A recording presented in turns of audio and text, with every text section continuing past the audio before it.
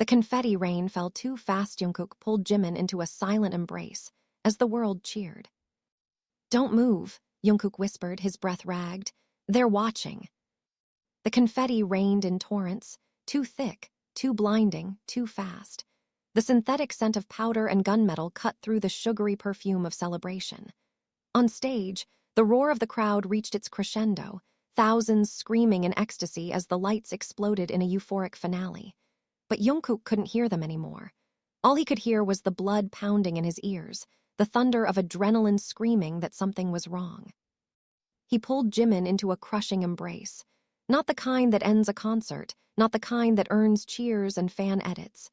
This one was raw, silent, necessary, shielding. Behind them, the LED screens glitched. A flash of red across the crowd, too fast to track. A pulse of static in the in-ear monitors. Jimin stiffened in his arms. "You felt that too," he breathed, barely audible. Jungkook didn't answer. His eyes locked onto the second-tier balcony, right beneath the spotlight boom. Someone stood motionless, cloaked in shadow, a silhouette too still to be part of the chaos. He blinked, and the figure vanished. But his gut didn't release the tension. The music faded into a sweeping orchestral outro. The crowd chanted their names. The lights dimmed. Jungkook forced a smile as he stepped back, his fingers still clutching the fabric of Jimin's sleeve a second longer than they should have. Jimin looked up at him, eyes wide, his usually warm gaze clouded by something more brittle, fear, maybe, or recognition. Backstage was a blur of camera shutters, staff yelling cues, and the buzz of champagne corks. Jungkook pushed past it all, dragging Jimin into a shadowed corner behind the sound rig. The thrum of bass still echoed through the concrete walls, a heartbeat in reverse. "What did you see?" Jungkook asked, voice low. Jimin hesitated. Not what, who. Jungkook's stomach turned. For a year, they had trained under pressure tighter than steel. Comeback after comeback, eyes always watching. But this wasn't paparazzi or seesangs. This was colder. This was someone who knew them, not just the stage versions, but the real ones. "Why now?" Jimin whispered, rubbing his hands together like he was trying to erase the chill crawling up his arms. "Why here?" Jungkook reached into his jacket. The envelope was still there, sealed, marked only with a single symbol, 3 dots and a line, no return address. It had appeared in his dressing room 3 days ago, tucked behind a bouquet of congratulatory lilies. He hadn't told anyone, until now. He handed it to Jimin. As Jimin read, his expression twisted, recognition slicing through shock, through memory. This was her mark. Jungkook nodded. "I didn't believe it. I thought it was some twisted prank." "She's supposed to be dead." "No," Jungkook said quietly. "She's supposed to be forgotten." Jimin looked up slowly. "Then why are we remembering her now?" Outside, the celebration raged on. But inside the walls of the arena, the past was clawing its way back into the present. The girl with the violet scarf, the fire, the betrayal. Jungkook took a shaky breath. "Because someone wants us to pay for what we buried." And for the first time since debut, Jimin didn't have an answer. He only had the silence, and the weight of the confetti still clinging to his hair, like ash from a memory that refused to stay buried. Jimin slammed the dressing room door shut with a force that rattled the frame. "You should have burned it the moment you saw it," he snapped, his voice a low firestorm. Jungkook didn't flinch. He sat on the velvet-lined bench, the envelope open now, the contents spread before him like puzzle pieces of a life they'd both agreed to forget. His fingers gripped the edges of a photo, blurry, zoomed, but unmistakable. Her eyes. "She's not dead," Jungkook murmured. Jimin's face twisted, half in disbelief, half in fury. "No, don't do this. Don't you dare open that wound again. You buried her. We buried her. She's gone." "No one dies without a body," Jungkook said coldly, pushing the photo toward Jimin. "And this was taken last week, in Tokyo." Jimin stared at it. His hands trembled slightly as he reached out, then pulled back like the image would burn him. "You were the one who said we had to disappear her," he muttered. "And I was wrong." No, Jimin growled. You did what had to be done. What we all agreed to do. You saved us. Jungkook's jaw clenched, his voice lowering to a whisper. Did I? Silence fell like a weight between them. Outside the door, staff voices floated in, muffled and distant. Congratulations, laughter, footsteps of people unaware that a storm was cracking open behind the walls. You think she sent the envelope? Jimin finally asked. No, Jungkook said. It's worse. She wants us to know she's alive, but someone else is pulling the strings now. Look at the handwriting. Jimin's eyes scanned the letter, 5 words, written in jet black ink. Your memory is not safe. Jimin swallowed hard. It's his. Jungkook nodded. Him. The name, neither of them wanted to say. The one who had once controlled their lives like a god behind the scenes. The producer. The puppeteer. The reason they'd had to choose between fame and freedom. Between her and the stage. He's dead too, Jimin whispered, like trying to convince himself. I thought so. But then who else would know about her asterisk, about us, about what happened in Busan? Jimin's voice cracked. We never should have gone to that island.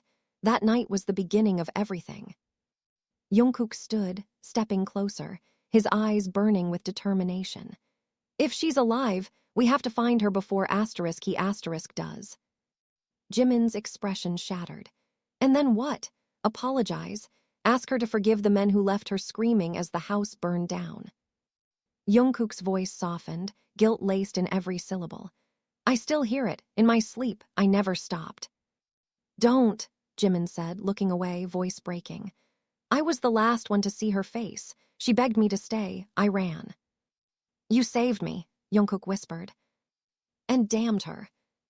A knock came at the door. A staff member's voice, chipper and oblivious. 5 minutes until press. Are you guys good? Jungkook opened his mouth to answer, but Jimin cut him off. Tell them we're sick. We can't keep hiding. I'm not hiding, Jimin said, eyes dark. I'm hunting. The door clicked open and Taehyung stepped in without knocking, his phone raised. You two seeing this? Look at the screen.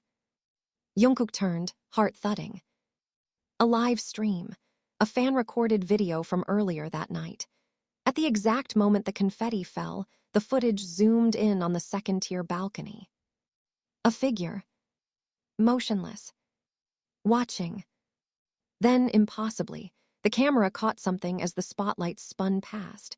A single hand raised in a slow, mocking wave. And around the wrist, a violet scarf fluttered in the artificial breeze. Taehyung lowered the phone. That scarf, that's... I know, Jimin said hollowly. Taehyung's voice cracked. That can't be her, she's alive, Jungkook said, and she's coming back. No, Taehyung whispered. She's already here. A heavy silence wrapped around them. Then Jungkook turned to the mirror. His reflection stared back, older, sharper, with eyes that had seen too much. He brushed his hand across the foggy glass, revealing a single word scratched into the corner with something sharp. Remember. His voice was barely audible. We don't have a choice anymore. Behind him, Jimin's breathing quickened. She's not the girl we left behind, he said. Jungkook nodded, staring into the word etched like a ghost's whisper. No, she's the reckoning we deserve.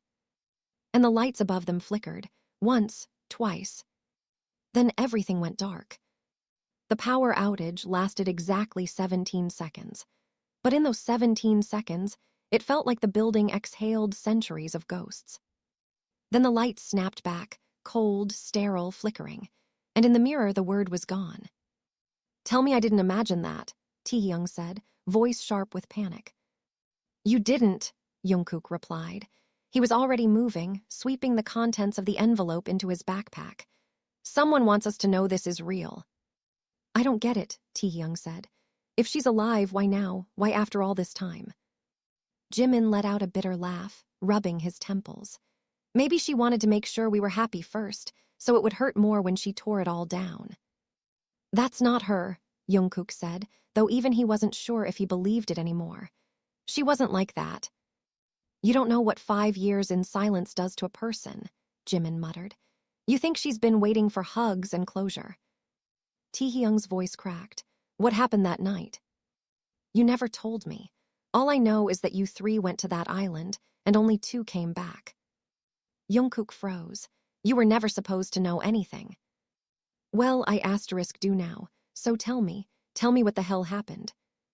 Jimin slammed his hand against the wall, making both of them jump. No, we don't have time to unpack 5 years of lies. Taehyung narrowed his eyes. Then I'll find out myself. You do that, Jimin snapped, grabbing his jacket. Just make sure you're not the next one who disappears. The door shut behind him, with a finality that made Jungkook flinch. Taehyung looked at Jungkook, expression taut with confusion and hurt. Was it an accident? Jungkook sighed, voice low. No, it was a choice. Later that night, the 3 of them sat in silence around a cracked laptop in a dark corner of Jungkook's apartment. Rain pelted the windows like nails.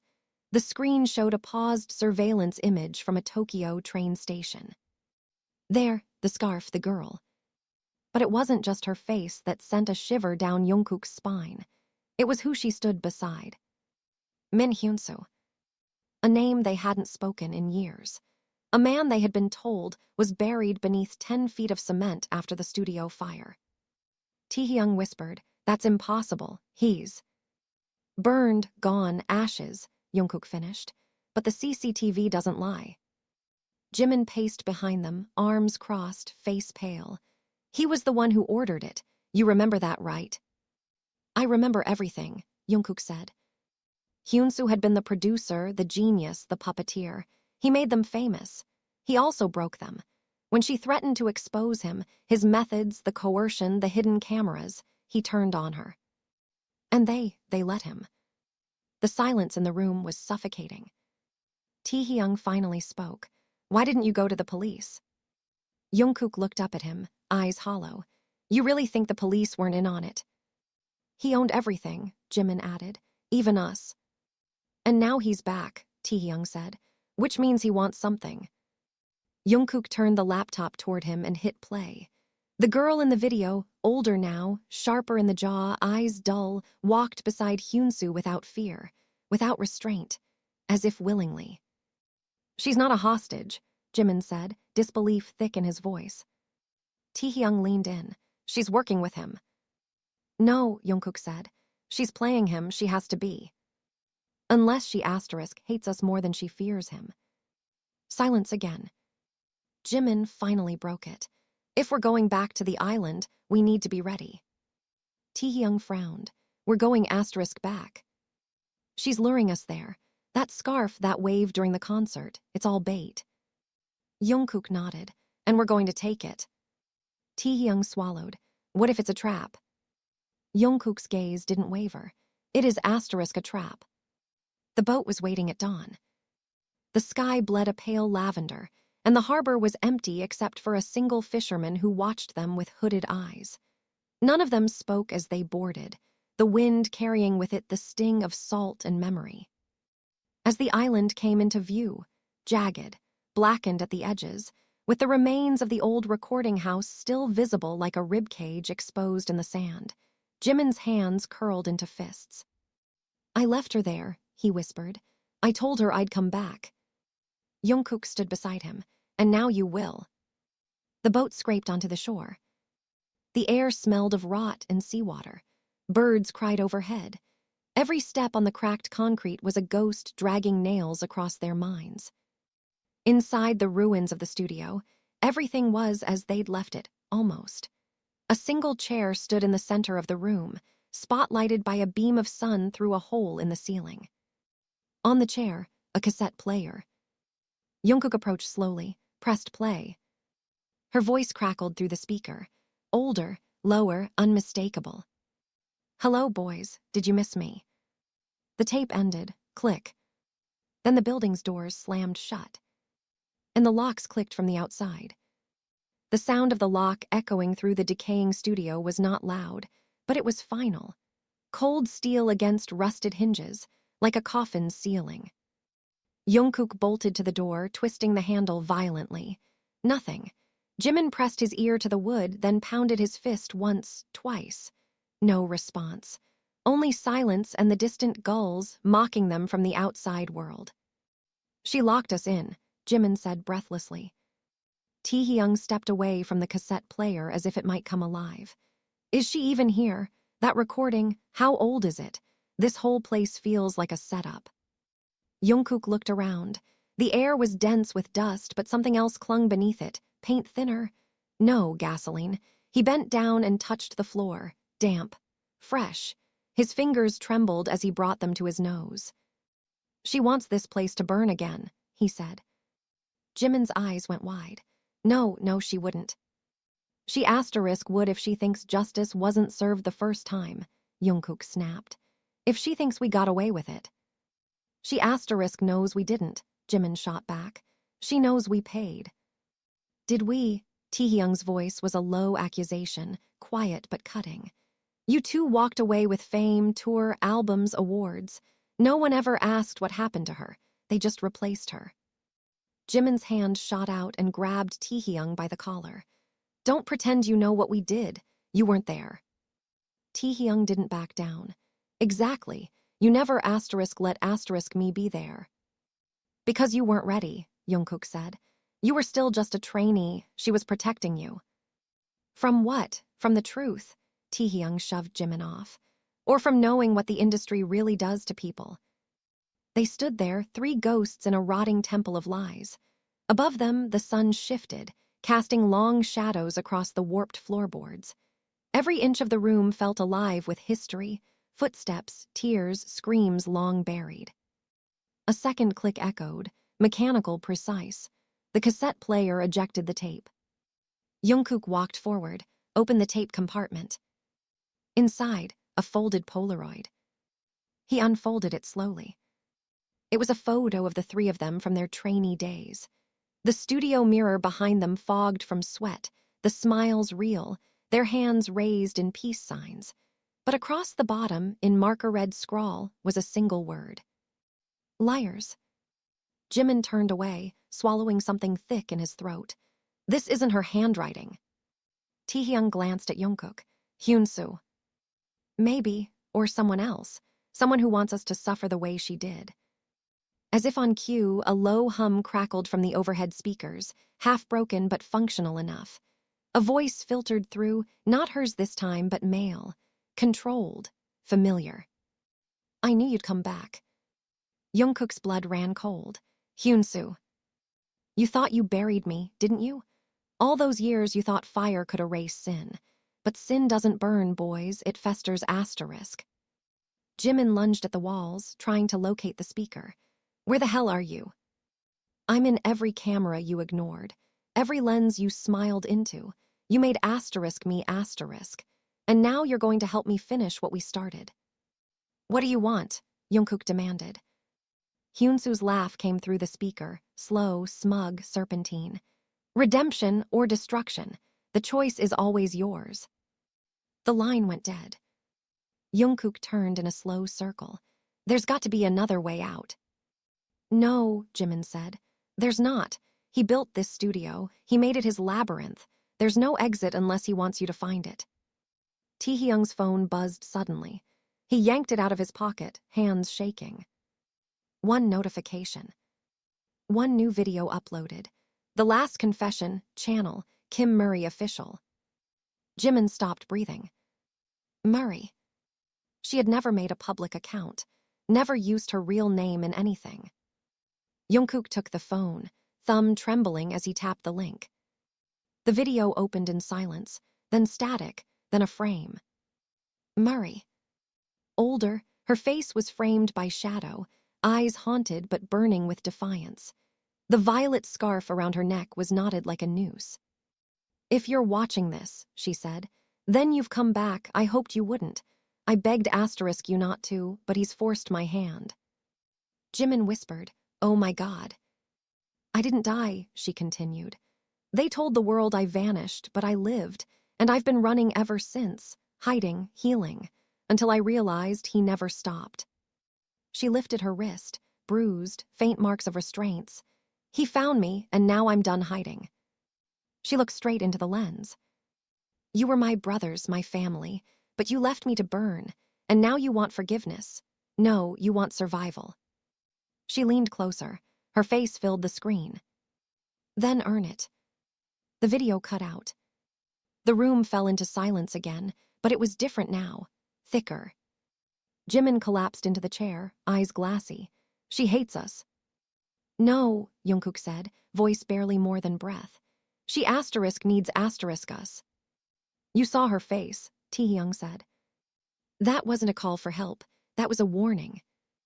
Jungkook crouched beside the wall, brushing away dust to reveal a small gap behind a support beam. She left us this path, he said. She wants us to follow it. Jimin stood slowly. And if it leads to hell? Jungkook looked back, eyes sharp, voice unyielding. Then we walk through the fire.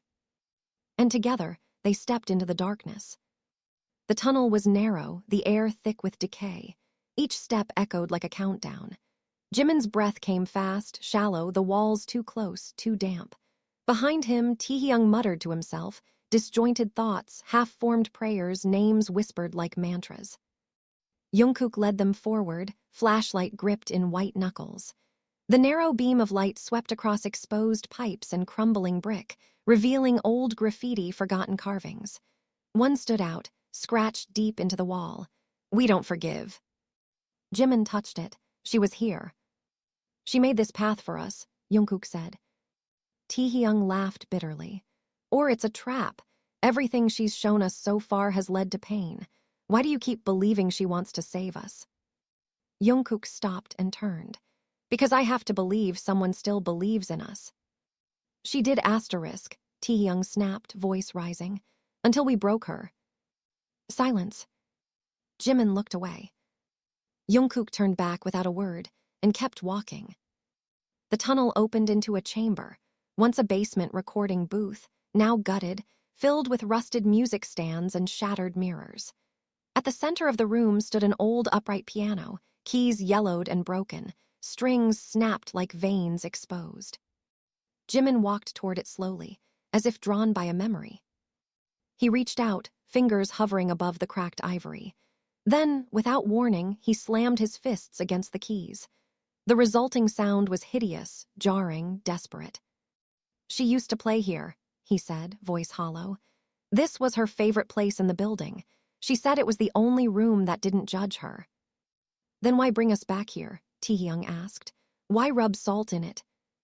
Because she doesn't want revenge, Jungkook answered. She wants us to remember every note, every word, every lie. Taehyung scoffed. So what? We kneel, confess, beg for absolution. What if she's already made up her mind? Jimin turned slowly. You didn't know her like we did. She doesn't want our tears. She wants the truth. She wants us to admit what we did. Jungkook stepped to the side of the piano, where a cassette sat tucked beneath the lid. Another tape. No label, just black plastic. He placed it in the small tape deck hidden inside the piano's frame and hit play. This time there was no voice, just a song. A melody. Soft, familiar. Jimin's knees buckled. I wrote this, he whispered. Taehyung stared. You what? I wrote this for her, the night before the fire. It was supposed to be a surprise, a duet. She never got to hear it. No, Jungkook said. She did hear it. A door on the far side of the room creaked open, light spilling in. And there she stood. Murray. Her hair was shorter now, face older, sharper. But her eyes, those eyes, held all the same fire. Jimin stepped forward, barely able to breathe. Murray, he whispered. Her gaze moved over each of them, unreadable. Do you remember what you said to me? She asked softly. Jungkook swallowed. Which part? The part where you said you'd protect me, no matter what. I meant it. She tilted her head. Then why did you leave me? No one answered. The silence screamed. You let him lock me in that house. You watched it burn from the shore. Jimin's voice cracked. We came back. Too late, she said coldly. You thought you were saving yourselves, but what you really did was kill me. I didn't know he'd go that far, Jungkook said. I thought it was just a threat, just to scare you. I thought he was bluffing. Murray stepped into the room, each footstep echoing like a drumbeat. You thought, but you did ask, you did check, you did care. We were scared, Jimin said, his voice breaking. He had everything on us, contracts, footage, our families. We were kids, Murray. So was I, she hissed. Taehyung stared at her. Then why bring us here? Why not destroy us in front of the world? She looked at him and something softened, just a flicker. Because you weren't part of it, not then, but now you are. She turned back to Jungkook. You want redemption, earn it. How? Tell the world, she said. Confess all of it, his crimes, your silence, everything. You know what that would do, Jimin said. To the company, to our fans. To asterisk me, she cut in. It would finally set asterisk me asterisk free. Jungkook stepped forward. And if we do, you'll stop. She looked at him long and hard. If you do, I'll disappear, for real this time. Taehyung's voice trembled. How do we know this isn't another game? Because I'm tired, Murray said quietly. Tired of hiding, of surviving, I want peace. Her hands trembled slightly. She didn't hide it. Jungkook met her eyes. And nodded. I'll tell them. No, Jimin said. We asterisk will. And for the first time in years, Murray's eyes filled with something other than fury. Tears. But before anyone could speak again, a gunshot rang out. Wood splintered above them. Dust exploded from the rafters. Jungkook dove, grabbing Murray as another shot echoed. Jimin dragged Taehyung behind the piano. What the hell? Taehyung gasped. Murray's voice was shaking.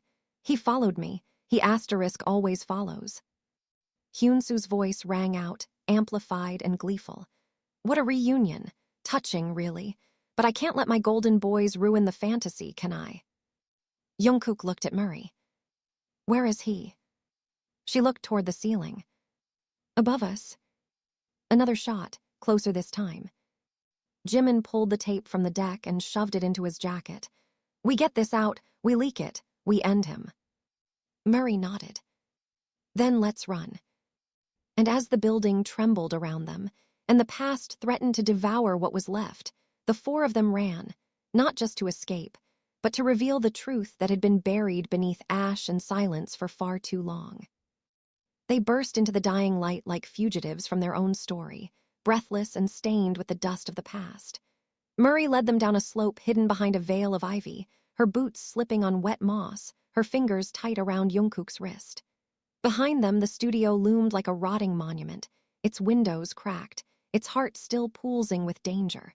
And above it, in the rafters they'd escaped, Hyunsu watched. The boat was gone. He sank it, Taehyung said, voice rough with disbelief. Murray didn't answer. She was staring at the horizon.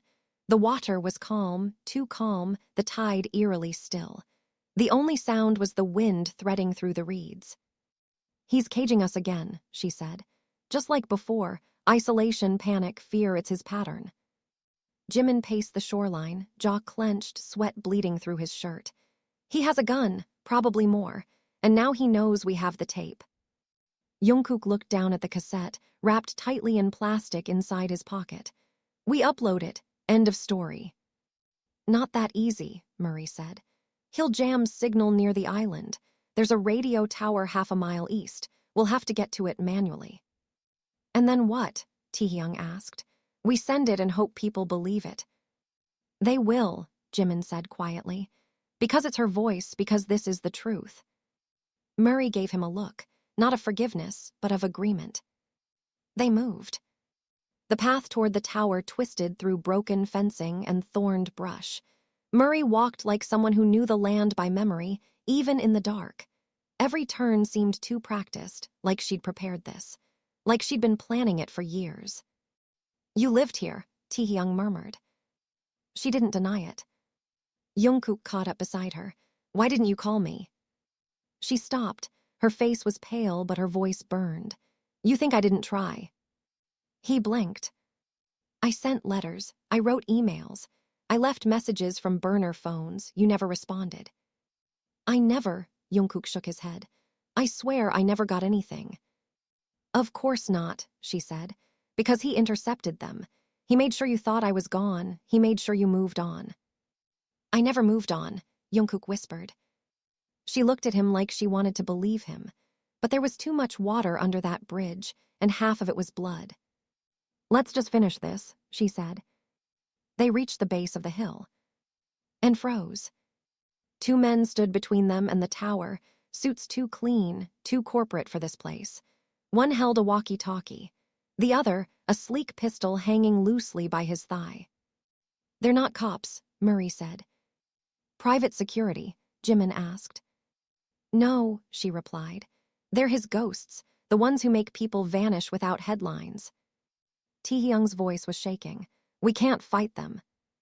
We don't need to. Jungkook said. We split, distraction and delivery. Jimin and I draw them away. Murray, you and Taehyung get to the tower. Taehyung shook his head violently. No, I'm not leaving you two again. I watched you burn once. I'm not doing it again. Jimin touched his shoulder. You want to fix this, then get that tape out. There was no time for argument. Jungkook and Jimin ran first, charging into the clearing, yelling, throwing rocks. The guards snapped to attention and chased them without hesitation. Murray grabbed Taehyung's hand. Come on.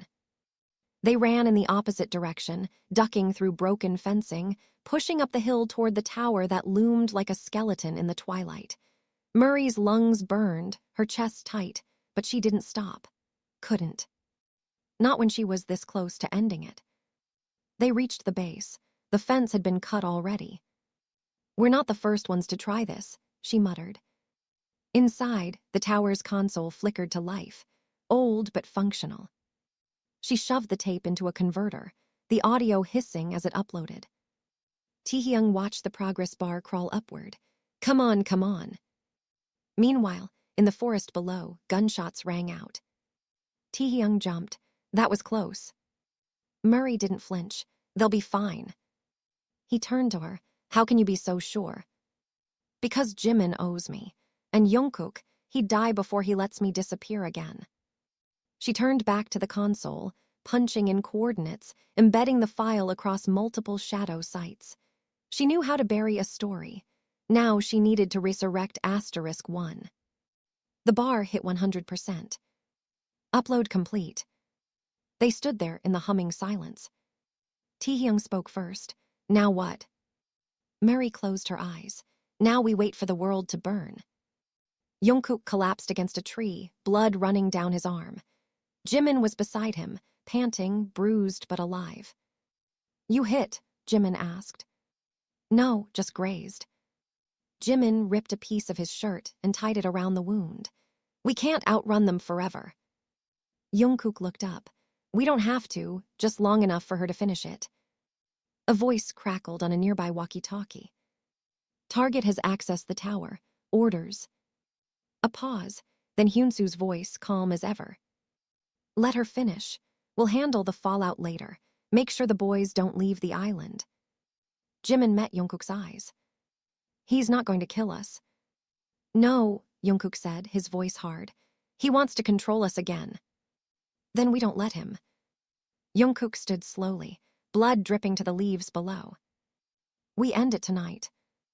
At the tower, Murray handed the walkie-talkie to Taehyung. Call him, she said. What? Hyunsu, tell him the truth is out. Tell him we're not afraid anymore. Taehyung hesitated, then pressed the button. Hyunsu, he said, his voice steady. You lose. Silence. Then, you think this ends with one tape? I've buried people for less. You're not a hero, Taehyung. You're just a footnote. No, Taehyung said. I'm the witness. He dropped the walkie-talkie and crushed it under his heel. Murray smiled, for the first time in years. Then the sirens began, distant at first but real. Police. Headlights in the distance. The world had heard. And it was coming for the truth. The sirens roared louder as the island trembled beneath them, not from earthquake or storm, but from a reckoning long overdue. The old recording studio, the tower, the buried lies, everything was unraveling at once. Jungkook stood at the shoreline, blood drying on his skin, watching the lights of the approaching boats. Police, press, maybe justice, maybe something more fragile. Jimin stood beside him, his bruised face turned toward the dawn. "They're coming," Jimin said. "Finally," Jungkook murmured.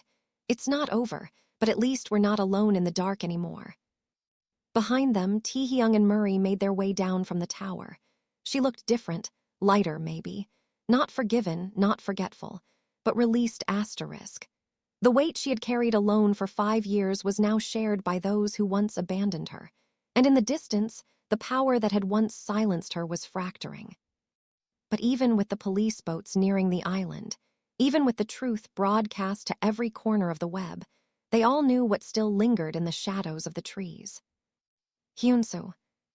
They hadn't seen him since the shot in the forest, but he was still out there, watching, calculating, hiding behind the silence. "I want to face him," Murray said quietly. "You already did," Taehyung replied. "You beat him, you survived." "No," she said. "Survival isn't victory. I want him to look me in the eyes when it ends." The crack of a twig made them all turn. Hyunsoo stepped from the trees, slow and deliberate, gun hanging at his side like it was an afterthought. His suit was torn, face scratched from branches, but his arrogance remained intact. "Well done," he said, voice smooth as oil. "You exposed me. I underestimated your desperation." "Not desperation," Murray said, stepping forward. "Hope." Hyunsoo sneered. "Hope won't protect you from what's coming."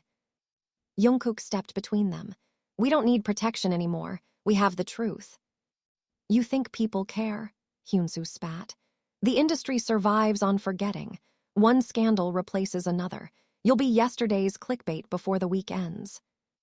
"Maybe," Jimin said, stepping forward.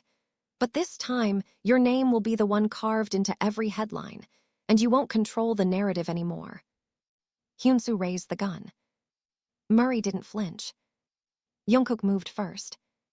He lunged, grabbing Hyunsoo's wrist. The two crashed to the ground, the gun sliding across the sand. Taehyung kicked it away as Jimin jumped in, helping to pin Hyunsoo down. "Let me go," Hyunsoo screamed, thrashing. "You're nothing without me." Murray knelt beside him, her voice calm. "No," she said. "We're finally everything despite *U. The sirens reached the shore. Floodlights swept over them. Officers surged forward, guns raised, voices shouting commands. Jungkook lifted his hands, breathing hard. The truth lay in the sand, in the blood, in the silence that followed. Hyunsoo was dragged away, spitting curses, his empire crumbling behind him. And for the first time, Murray watched him go without fear. 2 weeks later, the world had changed. The confession tape had gone viral. Interviews followed. More victims came forward. The industry cracked open, slowly, painfully. Some denied it, some defended it, but most listened, most believed. Jimin sat across from Murray in a cafe in Seoul, shielded by tinted windows. He watched her stir her coffee, her hands steadier now. "You could have disappeared again," he said. "Why stay?" She smiled softly. "Because running never gave me peace. Truth did." "Do you forgive us?" Murray met his eyes. "I don't know," she said honestly, "but I'm willing to try." Jungkook joined them moments later, sliding into the booth. Taehyung followed, holding a newspaper. The front page showed Hyunsoo in handcuffs, face contorted with rage. "No confetti this time," Taehyung said. "Just truth." Murray nodded. "That's all I ever wanted." They sat in silence for a while, the four of them. Not as idols, not as victims, but as survivors, as witnesses, as people rebuilding from ash. Jungkook raised his glass. "To those we lost," he said. Murray touched hers gently to his. "To those we became." Outside, the world kept turning. But on this day, the confetti didn't fall too fast. It didn't fall at all. And finally, that felt right.